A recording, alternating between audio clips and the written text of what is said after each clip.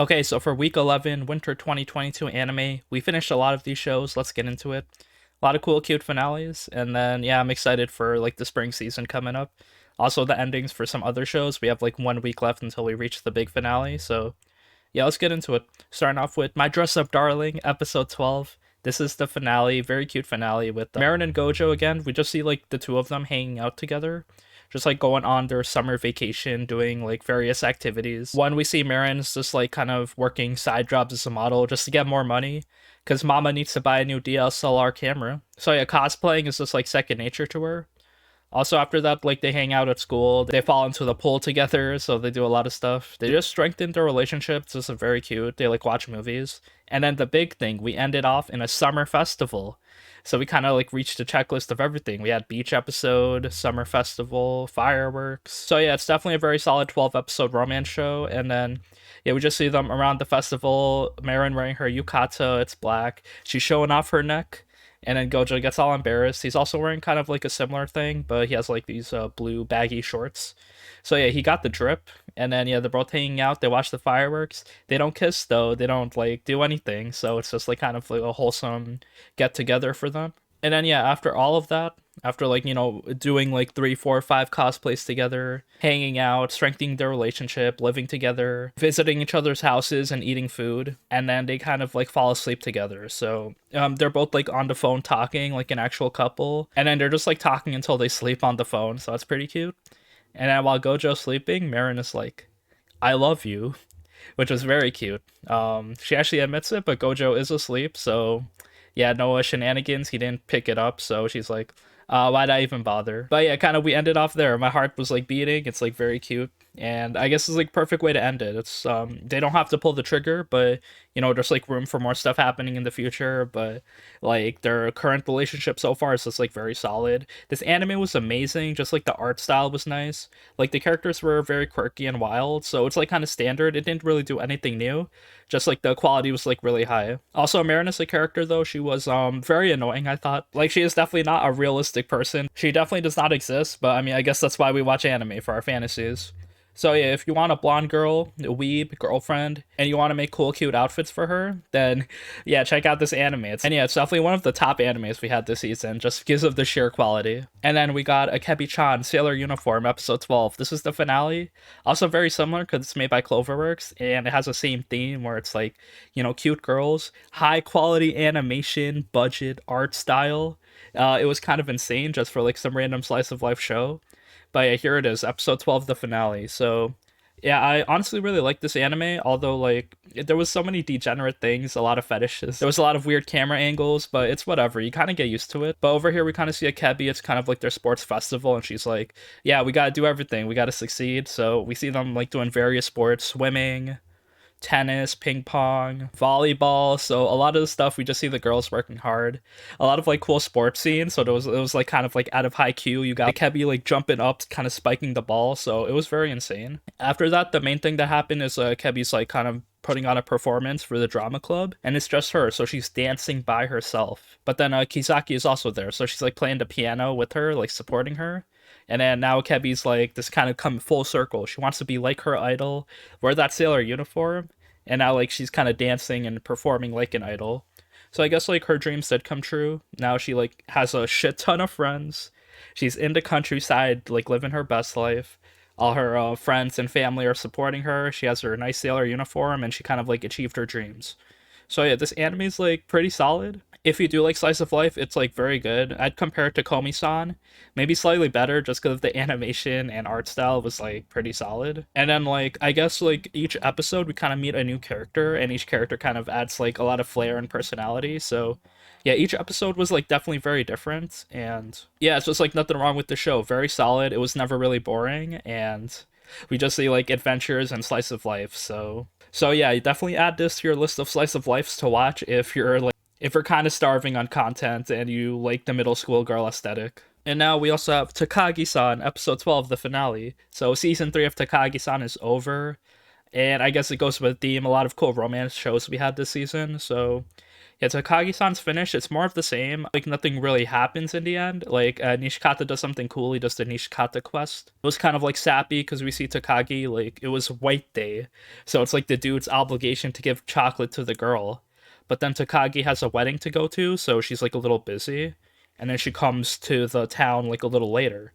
So Nishikata comes, like, chasing after her after, like, he kind of, like, did all these hints to kind of play a game with her. And then I guess it was kind of like building up upon him telling her that he likes her. But yeah, of course he wimps out on it, but I don't really blame him. You know, they can't really pull the trigger this early.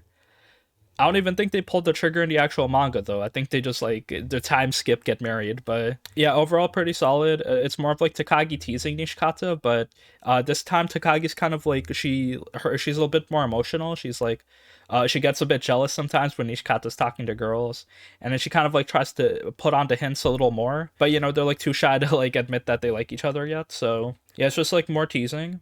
Well, I mean, like they both like to hang out with each other, so they're a lot closer to each other. And then yeah, the end of the episode was very cute. This season was like very solid, but you know, it was more of the same, so nothing like amazing popped out at me. I think like the main thing I saw was that like in one of the episodes we see like kind of a preview of their daughter. So I think her name was Chi. And then yeah, we get like a preview of that. So if there's not a season 4, there might be a spin-off where we see their daughter. But yeah, overall solid romance show. I think like over here, this one, Dress Up Darling, and Koroshi Ai were like the top few romance shows we had this season, and yeah, they all had their own flavor. But yeah, definitely my Dress Up Darling takes them all out because it's just like so high quality. But yeah, that's it for Takagi-san. Very good, very solid, and you know, season 3 was nice. The OP was nice, and the relationship is like very cute. All right, now for Ousama ranking, episode 23, the finale. So it was a cool finale. The show wrapped up pretty nicely, where like all the loose ends were kind of tied up. We see like some stuff kind of open in the future, but yeah, over here, Boji, he's kind of like appointed as the new king. Daida and Miranjo, they're like planning to get married, so that's cool. And then yeah, we see Healing warming up to Boji, so yeah, Boji's now the king. Everyone respects him. It's all good. But then Boji doesn't really like appreciate being the king. He's like, maybe Daida's more fit to be king than me. And then Healing kind of like sees his feelings. Everyone kind of respects Boji, but then like everyone kind of respects Boji because he's so strong, but then like he has a disability, so Boji decides to travel around the world with Kage, kind of explore, go on adventures, and Daida will be the king. And you know, that's kind of what they both want. Boji's more free to do whatever he wants, like be successful, and then Daida can like rule the country. And then Daida's not super evil anymore, so it's all good. So yeah, we kind of wrap it up there. And then yeah, this whole anime, it was very long, 23 episodes. I really liked it because like the story just like felt really nice. There was nothing really bad, no filler, no like sappy emotional moments. It was just like a solid storytelling experience. When you see him like very early, he's just like really strong and capable. It's just that people don't understand him.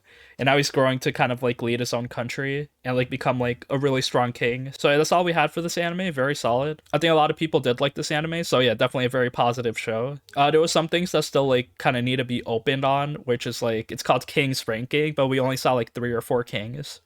So yeah, there's not really that many kings out there. So I thought there would be like more kings. I thought like the concept of kings would be like a lot bigger, more important, but it wasn't really. So I guess that's still open ended. But yeah, besides that, this anime had a lot of cool fight scenes, a lot of cool animation, and like cool character moments. So yeah, very solid, very cool, very emotional, and one of the best animes we had this season, definitely. Also, Police in a Pod, episode 12. Let's talk about it. Where this is actually not the finale, so this has 13 episodes. Pretty interesting. Here they're kind of doing the big arc of like the kind of molesters that are yeah, harassing girls. So yeah, they kind of put out an APB. All the detectives are kind of like doing their thing, like working 24-hour shifts, trying to get the guy based on Kawai's drawing. So they kind of stake him out because they don't have hard evidence. And then we kind of see the other characters, mainly Miwa, the green-haired police girl. She's like kind of she was having a hard time because like the girl that got molested, like something like maybe serious might have happened, like she might have been raped. But then Miwa didn't really press her on the details, so like it makes the kind of logic and flow of the case a little inconsistent, so they kind of want the true account of her. And then yeah, I guess we'll end off probably like a 3-episode arc on this molester. And then yeah, really solid. Looking forward to the finale. I really like how they're just like exploring random police crimes that'll happen and making like actual arcs out of them. Feels very interesting to watch. And now for Rust Eater Bisco, episode 11. Not the finale just yet, but we had a cool fight scene. We get the final boss, the big rust iron spirit. That's just a big massive titan that's just about to rampage into Tokyo. So we see Panda, he's trying to shoot arrows at it, put mushrooms in his eye, kind of stun him. But yeah, he's going on a rampage. He's going berserk. Not that much can stop him. We see Milo severely injured. It's just like a cool fight scene with him on the crab, just like going slow motion, shooting arrows at him, but it's like kind of futile. But then yeah, he kind of like goes on top of the Titan, actually kind of slashes him up in the neck a little bit, slices him with the knife. But then he kind of sees Bisco's goggles embedded inside the sand. So he kind of stops, and then Titan takes him, throws him. So we see Panda. Panda is just like severely injured, and it looks like it's all over. But then Psych Bisco comes out. He revives from the dead. Like, what the hell? I didn't realize this anime would have something like that. But yeah, the rules are like wild. So yeah, we saw Bisco. He kind of like fell into the iron lava. And it was kind of like a Terminator scene where he just melted, but he was actually embedded in the sand. Maybe his blood has magical powers that makes him revive. And then after that, he's just like, he's born out of the sand again. We see him big, muscular body, and now he's back. So yeah, the whole cast is here.